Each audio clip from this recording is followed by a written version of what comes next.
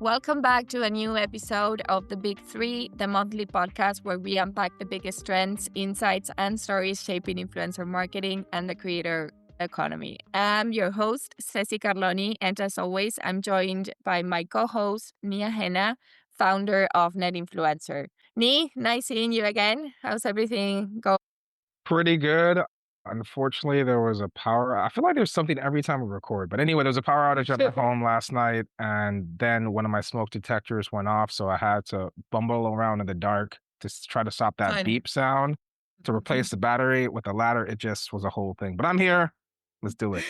A fun morning. Well, it's a great day for me so far. It's a nice what's the word? Just I love the word. It's not winter. It's a nice sunny morning. That's what I'm trying to say. A nice sunny morning, and it's always nice seeing you. And I'm ready to kick things off. Do it. Awesome. We have a great set of stories today. The first one is about a story about a clipping agency. And I think we've been hearing the word clipping a lot lately, especially around TikTok and YouTube Shorts. So basically, clipping, before we dive deeper, clipping means taking a longer video, like a podcast or a YouTube video, and cutting it down into short, like snackable clips that are easy to share. And the story is about a young man called Evan Stanfield, and a 19-year-old actually, who dropped out of college to build an agency called Clipping Culture that's now generating billions of views for both brands and musicians through short form clips like highlights. And when I read the story, I don't know if I have like a very insightful take on this story, but when I read the story and wrote the article, I think this is basically what keeps me excited about the industry, even after a couple of years covering it and a lot of conversations. There's always something new popping up, and there's always someone young finding a new way in. I just love stories like this. They show how wide open the creator economy still is, especially for people fresh out of school who want to be part of it in some way. But I love to hear your thoughts, Nee. Do you think is clipping the new like entry level job of the industry? Yeah, I mean, it's definitely a blue. There are blue oceans and there are red oceans. So a blue ocean is something that's kind of brand new, where there's very little competition and you're establishing a new paradigm. Whereas a red ocean is a lot of competition. You're kind of competing for attention and energy. And I think clipping has been around for a while. You know, it's how Rogan got big. It's how Andrew Tate got big. And now we're seeing entrepreneurs like Evan who are saying, okay, I can provide this as a service because we have this interesting barbell of consumption where there's long form content like long podcasts, 3-6 hours, long YouTube videos, long streamer sessions. And there's a lot of consumption on that side, but not everybody can watch every single podcast, every single streamer. So now on the other side, we have the short form content. And what these clipping agencies do, which is super smart, is they team up with these long form content creators to be able to bring that long form content into a digestible format, which is shareable, which can go viral. They have captions. And so, yeah, it's pretty phenomenal to see that this is a new way of kind of distributing content. And it helps to bridge the gap between the long form pieces of content that build relationships and the short forms of content that get a lot of distribution. Yeah. So yeah, it's super exciting to see this new front emerge in the creator economy. And yeah, the barriers are fairly low. Yeah. For now. For now. And I think this is the next story is actually related to what you were saying and like the proof that this is something that's going to work in the future, I think. The next story is about MrBeast and his latest venture, Vyro, which is basically, I think, like the infrastructure or the tool for those kind of agencies. It's like a marketplace for short form content. It connects video clippers with established creators and brands. It's a simple idea, but a big one at the same time. It lets anyone, even without an audience, earn money instantly by creating clips from long-form videos. We know that it's paying clippers about $3 per 1,000 views, which is actually higher than most platforms pay out. And for me, the biggest takeaway is, again, accessibility. It really opens up the door for anyone who loves editing short form content to be part of the creator economy, even if they're not like a creator in the traditional sense. What do you make out of this? Could we see more creators outsourcing their short form strategy to fans or even freelancers? Do you think this model is sustainable long term, or do you see it more like an early experiment in creator monetization? I mean, MrBeast launching Vyro just helps to give the entire space. I think he's teamed up with Mark Rober on this too, but it helps to give the entire space validity. I've been tracking a company called WHOP. They're probably one of the originators in Yeah. making clipping marketplaces a thing. And the real thesis behind this is less about, hey, as a creator, I'm no longer going to focus on short form. It's more of a question on how do you flood the algorithm with so many at bats that your content has to be seen, right? So if I'm Mr. Yeah. Beast or if I'm Logan Paul and I'm on a podcast and I do all these podcasts, I want as many people as possible thinking about the different angles they can clip my content to make it go as viral as possible. And the more shots on goal, the better. So for me to go and pay an army of 100 creators or 100 clippers to create these short form pieces of content, that gives me that many at bats. And so that's what we're starting to see. We're starting to see kind of a separation between I'm a content creator and here's my main format and here's my way of distributing. So I do think this is a long-term trend, at least until the algorithms start to have better content ID to say, okay, we don't want so many Logan Paul clips or Jake Paul clips or Emma Chamberlain clips floating around the internet. But until that changes or until attention changes, these clips, the short form distribution, I think Yeah. it's definitely a wave, and I would love to understand how brands get on top of this wave because it is not going away anytime soon. So you think this could be like a new micro economy around click creation? I mean, I've seen this. There's a huge creator here in Latin America that has collaborated, and we covered him, Fede Giovanni. He has collaborated with MrBeast, and in every video, we watch it. We're a fan here. So in every video, he goes at the end, if you like the video, make sure you create short videos for TikTok, post it. We love seeing those. So fans are already doing that for the creators that love and follow. And now MrBeast is literally paying them to do it. Do you think this again could be like a micro economy around Yeah, clipping? absolutely is a microeconomy. And again, like I think creators, what I guess this is shows is like the younger generation, right? The folks that are kind of digital or social native, not digital native, but social native Yeah. and video native, they have an innate understanding of distribution, right? Especially the successful ones.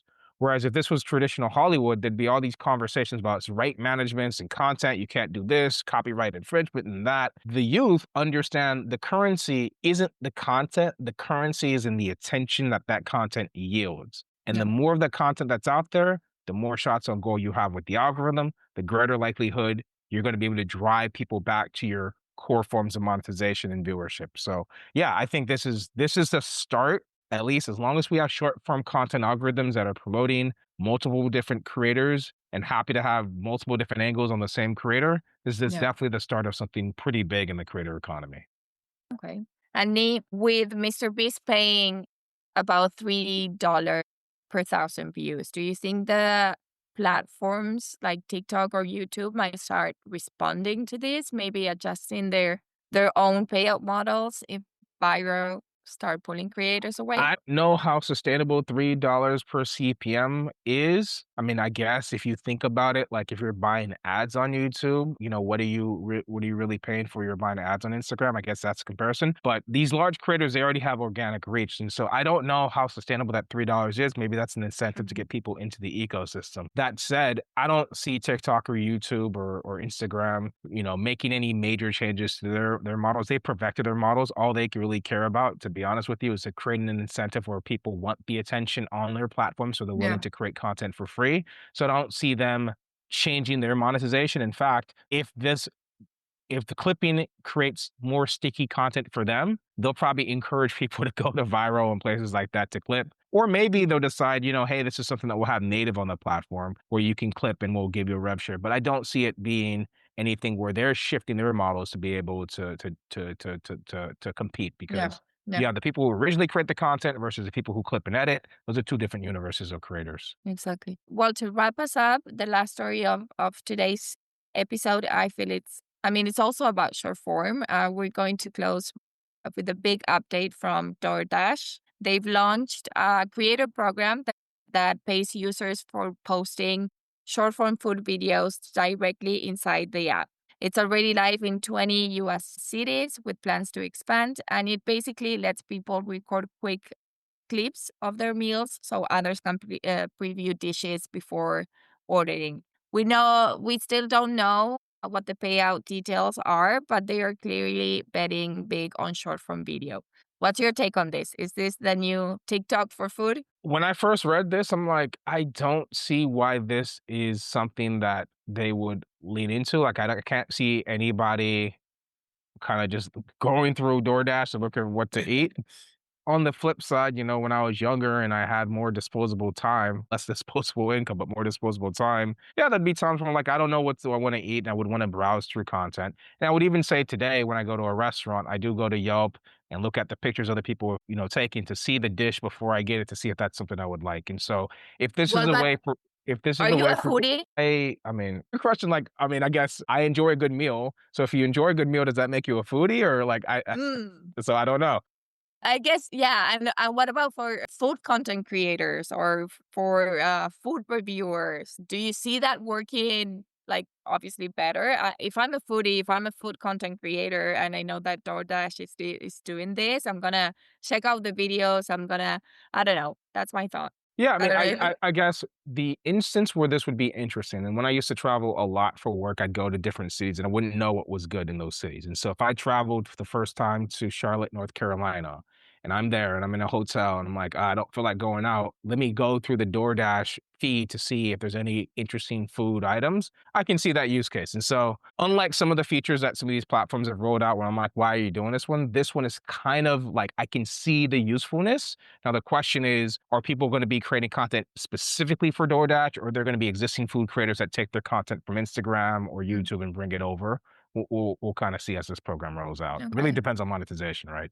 I was gonna ask you that. What do you and I don't know if this question makes a lot of sense, but what do you foresee in terms of payout model? I mean, What would make sense? if DoorDash, if I was running monetization at DoorDash, what I would do is I would have a model very similar to TikTok Shop, right? Where if you're on TikTok Shop and you're scrolling through and you see a product that you like and you actually Mm, buy it, then you get a payout that way, right? So not a CPM model, but more of an affiliate model, right? So that the creators are incentivized at creating quote unquote ads for the products and restaurants and food product that they're advertising. So that's how I would do it. Now, that what would make DoorDash sense. decides to do, maybe they're listening. They'll hire me to consultant and help them with that strategy. So I don't know. For me, I think that again, I said this at the beginning of this story, but I think that the common word, the common thing between all the stories that we covered today is short form, and it's weird. At least from my end, I keep hearing a lot of people talking about how long form content is making a comeback. I don't see that happening anytime soon right now. I don't think we're quite there yet. I think that short form is still like the heartbeat of the creator economy. I What? would agree. I think short form definitely is the heartbeat. It's where there's the most distribution, but long form is where you establish parasocial relationships, right? So you have streamers on one side, the iShow speeds, the KSIs, the Kaizenauts. Yeah. That's like long form, crazy relationships with the viewers, people chasing them around the world and everything. And then you have short form where there's a tremendous amount of distribution because honestly, whether we like it or not, everybody needs that dopamine hit. You pull out your phone when you're at a stoplight, even though you're not supposed to, or in a grocery line, and you're just looking Yeah. through and you're scanning through. So we have a barbell situation happening in the creator economy. And yeah, we'll see over 25 and 26 how it continues to play out and what the interplay between the two are going to be. On which side are you? Are you consuming more short form than long form? I would say I probably consume more short form. I definitely produce more short form, so I'm more on short form than I am on long form. But my long form content tends to be podcasts and audible books and things like Yeah. that. So, you know, I kind of have my long form media consumption locked in. With short form, there would never was space for that before. I don't watch TV, so short form becomes TV for me. Okay. Short form is what I consume the most too. And then at night, we watch the three of us together, me and my two daughters, we watch all reaction videos from MrBeast. I don't know if that counts as short form precisely, but yeah, that's what we consume when we're all together Very on. nice. Very nice.